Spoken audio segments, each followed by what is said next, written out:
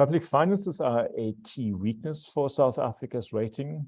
At the last review in July, we expected government debt to rise from about 70% in 2022 to almost 80% of GDP in financial year 26-27.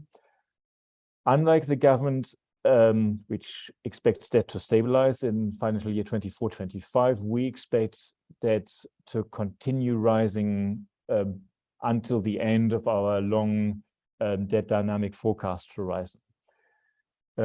Our forecast already includes the assumption of a substantial overperformance of revenue in the current fiscal year, and that's very much what we are seeing. If anything, there are still positive surprises.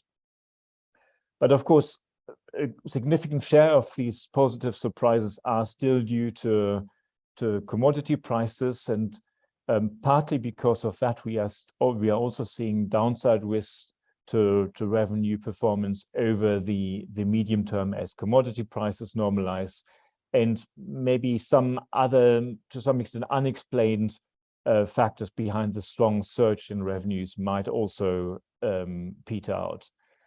At the same time, the very strong current revenues are being used to back calls for new permanent spending.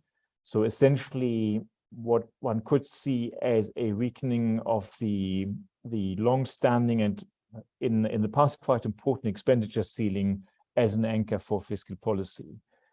The extreme inequality and high unemployment also leads to considerable socioeconomic pressure, and of course that feeds into the specific discussion about what to do about this new social grant, the potential for replacing the expiring special relief of distress grant.